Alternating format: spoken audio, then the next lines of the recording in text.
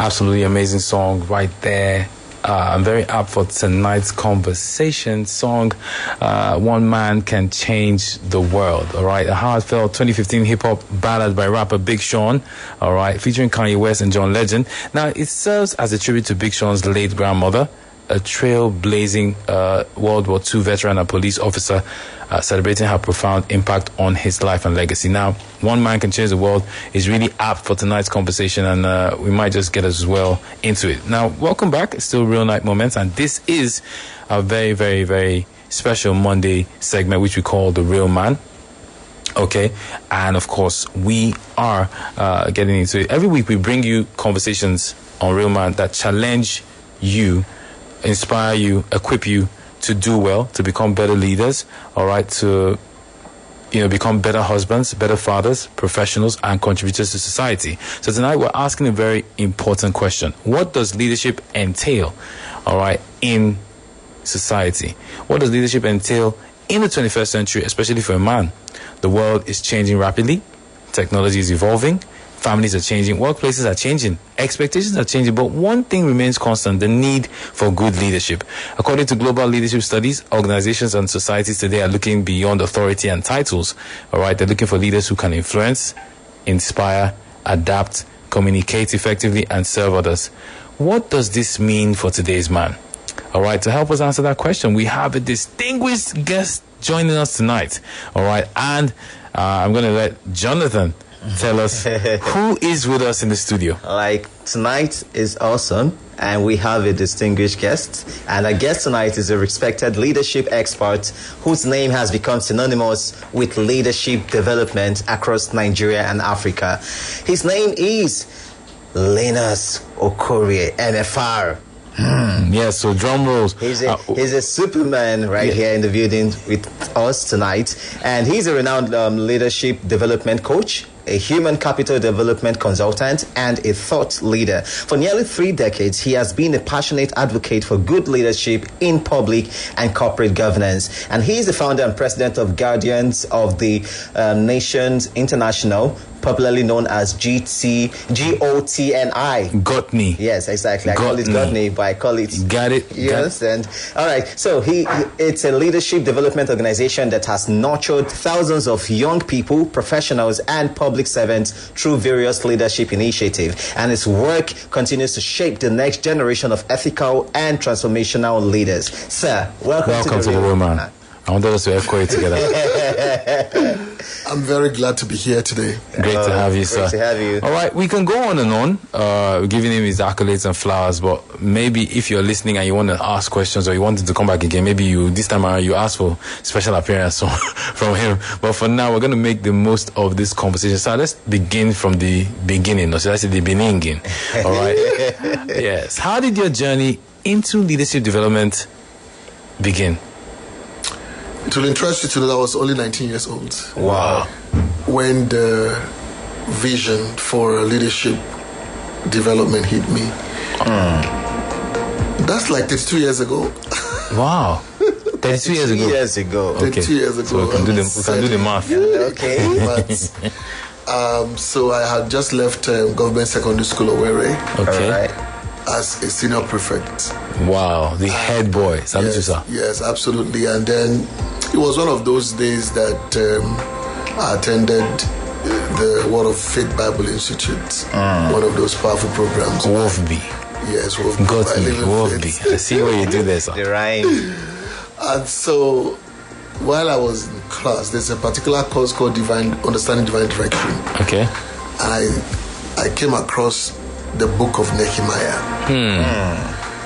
And I read the book about a story of a man who was in the king's palace and his country was failing. The walls of his country were all broken down. Okay. He was comfortable, closest to the king. But he could not sleep when he heard the news that his country was being destroyed. And he prayed and wanted to go and transform his country. And then, of course, he had the chance to go. The king gave him permission. Okay.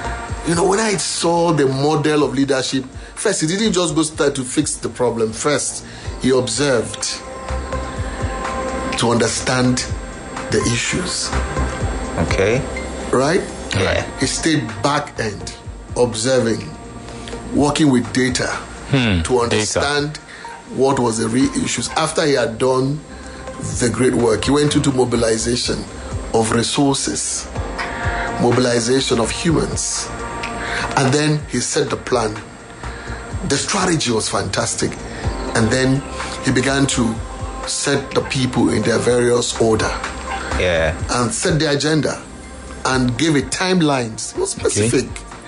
His Very vision strategic. was clear, and they started to build. And guess what? Even when the enemies were fighting, the guy also had strategy of dealing with the enemy, but was focused on the big vision. Fast forward, the country was rebuilt, Yes. and then he became governor. Serving as governor, this guy refused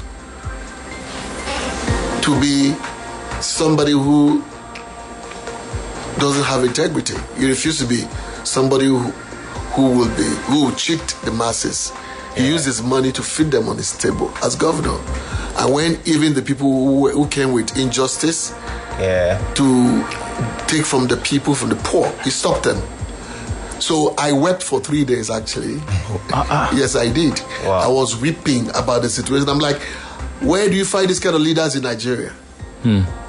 How could you find this leader? So the models of leadership he displayed was fantastic. Fast forward, my immediate mentor, Dr. Miles Monroe, Of many blessed years memory. ago, defined leadership as the ability to inspire, motivate, drive a group of people towards a particular direction via inspiration, not intimidation or manipulation. At the heart of that definition is influence. Clock it. Yes, influence, Yes, which clock means you have to first of all become Yeah. before you can do great things. So Interesting. Nehemiah became compassionate about his country. Then he moved to doing great things, compassionate things, right? Right. Compassion led him to do stuff.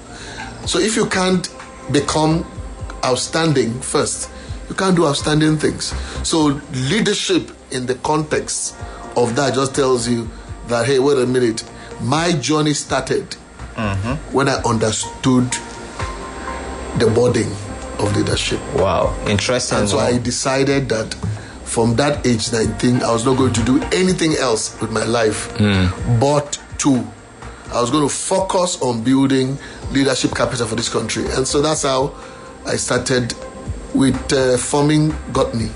Wow. All right. As it is, as the name is.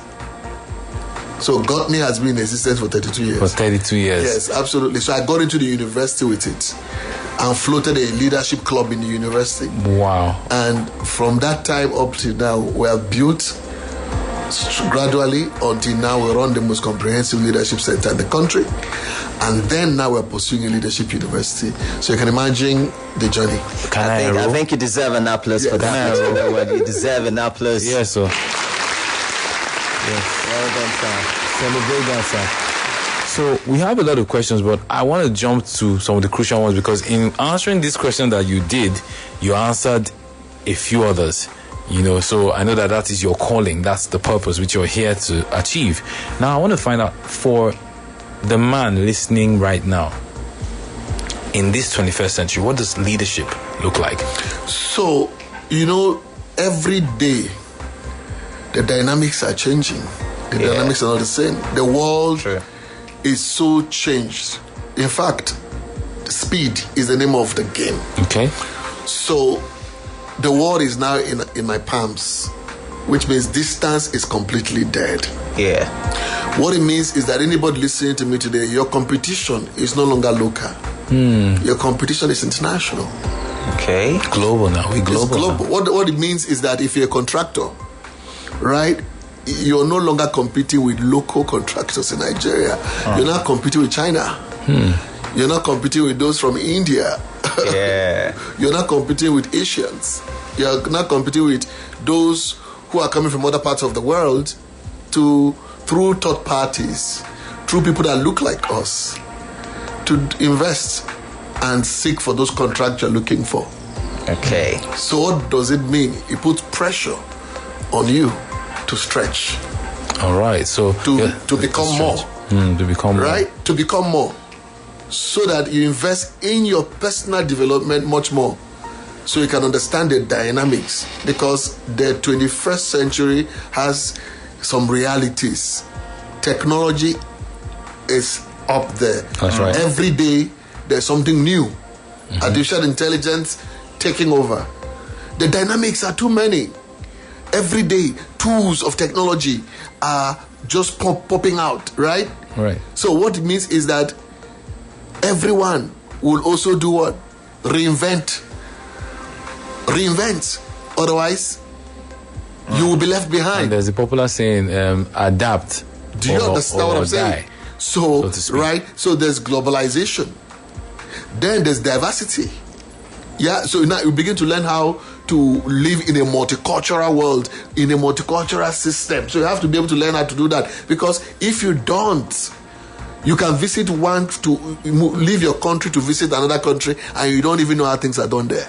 And then that's crisis for you. That's quite an interesting. Yeah, I know somebody who traveled from here to Saudi Arabia to work for an oil company. He was transferred. True life story. Wow. And he went there, and his boss came to receive him, a lady for that matter, and he stretched his hands to greet somebody whose culture doesn't permit that, and that was a very wrong signal. Wow. And that haunted him. Wow. So if you're just listening to us right now, it's Real Man right here on Real Night Moments. They take Amba and Jonathan with you. If you've got questions for our guest, Linus Okorie, MFR, we're not joking around here. If you've got questions, you could call us on 0906 202 990. We're talking about what it means to be a man, especially with the leadership matter of this 21st century. What does it look like? What does it entail? So what's the greatest challenge you can say our nation faces when it comes to leadership? So it was 2010 that I had the privilege and honor of hosting the first professor of leadership in the world. Wow.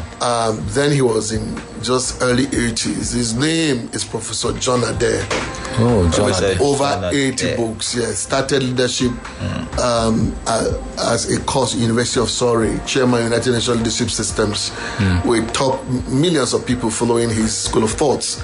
So he was my guest, and we're driving to Transcorp Hilton, where he was to stay for a national leadership conference I had organized. Okay. And he simply said, Linus, do you know the greatest need of your country and Africa is to groom good leaders and leaders for good.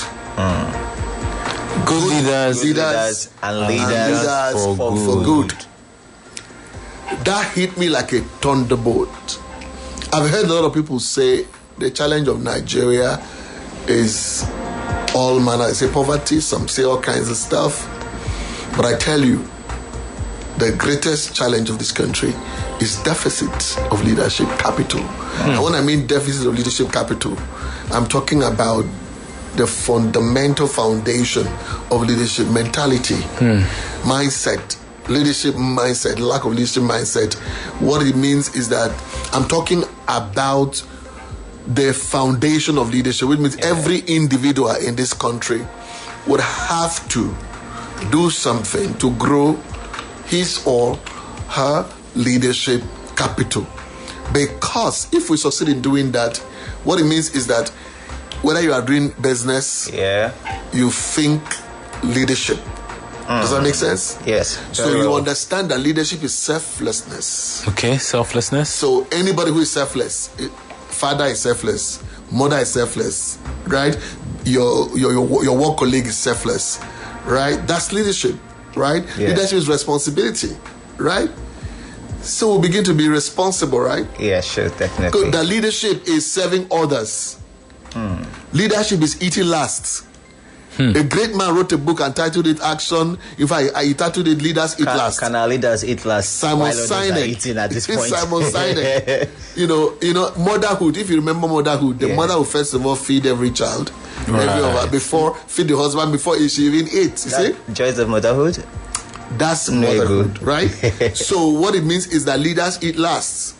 So you can see that it is not just about those who occupy public positions. It is possible you occupy public position and you're not a leader. Does that make sense? Right, positional. No, it's just positional leadership. Right. So the fact that you occupy public position does not make you a leader. The fact that you are running a successful business, it doesn't make you a leader. Because at the end of the day, there are specific technical knowledge that is required to be able to set up one business or the other.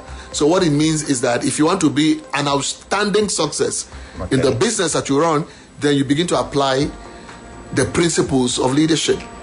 So leadership is about stretching for the rise of others, multiplying others, helping others to be more. That's what leadership is about. So you're not thinking about yourself first.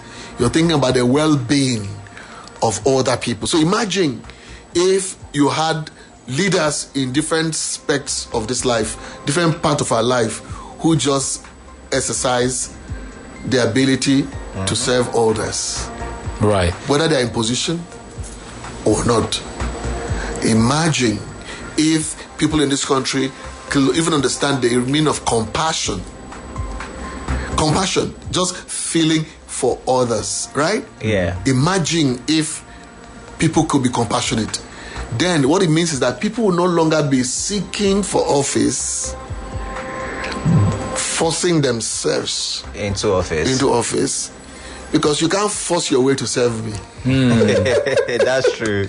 You understand what I'm saying? Yes, definitely. So what it means is that so even while we're running for student union government elections, you could see a lot of things going on. People, they speak well, they want to, and they, at the end of the day, you give them positions. What is in their mind is to take from the system. Leaders don't take from the system. Leaders give to the system. Clock it. Leaders don't take from the system, they give to the system. Now, we've got the RBN News Hour coming up in a few minutes, so we're going to take a break. Hope you don't mind that, sir. But we still have a lot to glean from your wisdom tonight on Real Life Moments. All right, so Jonathan, I don't know if you want to just ask anything, but we will go for the news, then we'll come back and still talk a few. Yeah. So the question I will ask now is going to be based on the fact that research has published by the leadership development institutions globally suggests that many leaders, especially leadership traits, are influenced by childhood experiences, mentors, and early exposure to responsibility. Do you understand? So meaning that childhood of a person affects or shapes the person's life to see how he or she can step into leadership position. So I would love to ask you, like, how was your childhood memory like? Like, what's your favorite childhood memory and your growing up when it comes to your childhood memories, like you can think that has shaped who you have become today? So we'll answer that, I think, after the news. All right. So we go straight to... we got a song. That's right. Because we've been talking about one man can change the world. We've been talking about leadership and everything. This is Skepta with Man. Stay tuned for the RB News Hour coming up at 9 p.m. And then we'll be back with Linus Okorie, MFR, talking about leadership for the man in the 21st century. Keep it locked on Real 993.